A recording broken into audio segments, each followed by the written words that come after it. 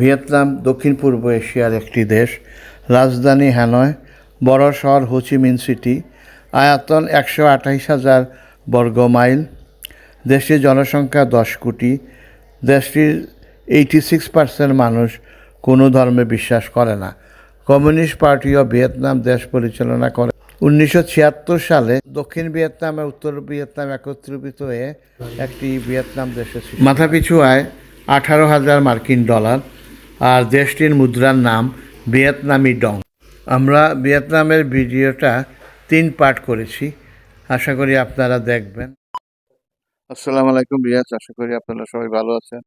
আমরা সম্প্রতি ভিয়েতনাম গিয়েছিলাম টার্কিশ এয়ারলাইন্সে। বার্মিংহাম এয়ারপোর্ট থেকে গিয়েছিলাম আমরা ইস্তাম্বুল। ইস্তাম্বুল থেকে আমরা 2-3 ঘন্টা যাত্রা বিরতি করে আমরা আরেকটা ফ্লাইটে গিয়েছিলাম ভিয়েতনামের রাজধানী হ্যানয়। সেখানে আমরা অবস্থান করেছি। আমরা হোটেল থেকে এয়ারপোর্টে পৌঁছে গেলাম।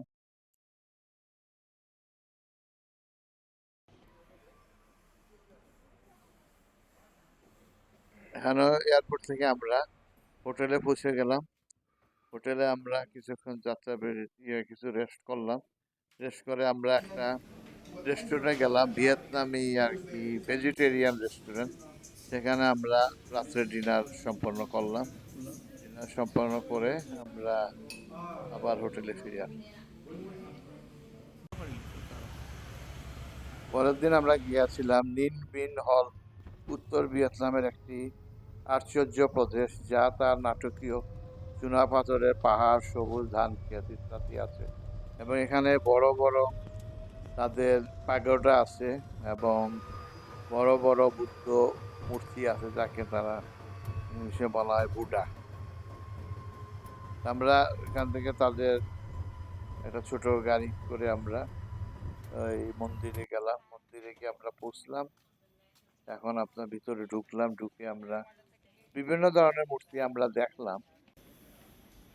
এই মূর্তি এবং প্যাগোডা দেখার জন্য অনেক লোক আসে।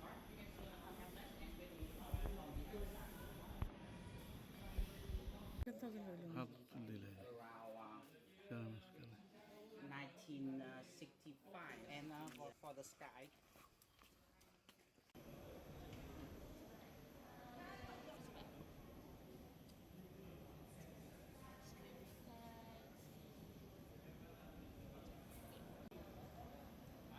আমরা মন্দিরে সফর করে পরে আমরা গেলাম একটা বোট রাইডিং এর জন্য। তারা আমাদেরকে কমপ্লিমেন্টারি 2 ঘন্টা আমাদেরকে বোট রাইডিং করায়। সেটা আমাদের সে প্যাকেজের মধ্যেই ছিল আর কি। এটা এরপরে তারা টানেলের ভিতরে নিয়ে যায়। এখানে আমরা টানেলের ভিতর দিয়ে যাচ্ছি এবং ওই দূরে আলো দেখা যাচ্ছে। এইভাবে আমরা 2 ঘন্টা ট্রাভেলিং করলাম, বোট রাইডিং করলাম।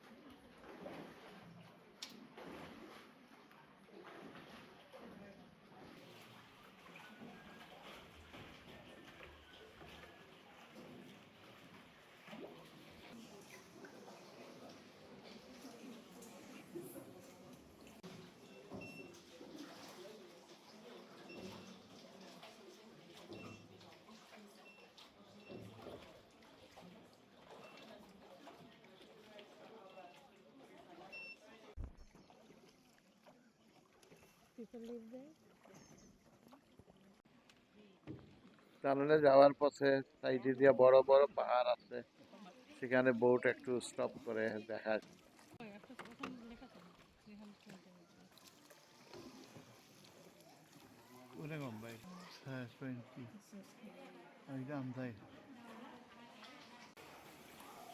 আমরা রাইডিং শেষ করে আসলাম। এখানে আপনারা দেখছেন একটা পন্ডের মতন আছে, পুকুরের মতন। সেখানে অনেক সুন্দর সুন্দর মাছ দেখা যাচ্ছে। সবাই এখানে দেখে। সাইডে দিয়ে পাহাড় পর্বত আছে। খুব সুন্দর জায়গা। ভিয়েতনাম একটা খুব সুন্দর দেশ। পরে আমরা খাওয়ার জন্য একটা রেস্টুরেন্টে আসলাম। সেখানে আমরা খাওয়া দাওয়া করলাম। এটা একটা ইন্ডিয়ান রেস্টুরেন্ট ছিল, আমরা চিকেন টিক্কা মশলা এবং আরো নান টান এগুলা খেয়েছি।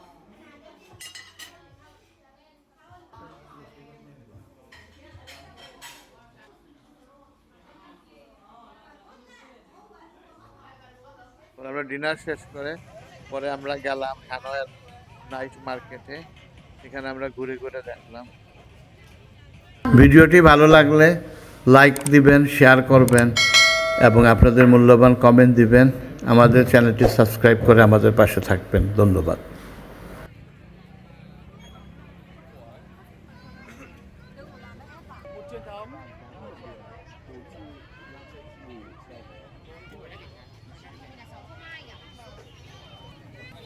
পরের দিন বিকালে আমরা গেলাম, একটা রেল লাইন আছে, রেল লাইনের দুই পাশে অনেক রেস্টুরেন্ট, এখানে সবাই বসে দেখে।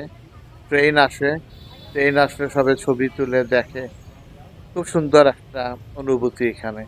আমরাও এখানে বসলাম, বসে আমরা অপেক্ষা করছি ট্রেন আসার জন্য। কিছুক্ষণের মধ্যেই ট্রেন চলে আসবে। ওই যে ট্রেন চলে আসছে, আমরা দেখছি ট্রেনটা। এটার জন্য অনেক পর্যটক আসে এটা দেখার জন্য। এই যে ট্রেনটা চলে যাচ্ছে।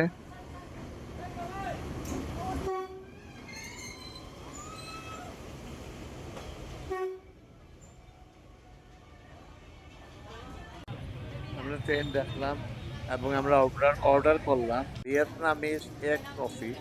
এটা খুবই মজা এবং ফ্রেশ কোকোনাট।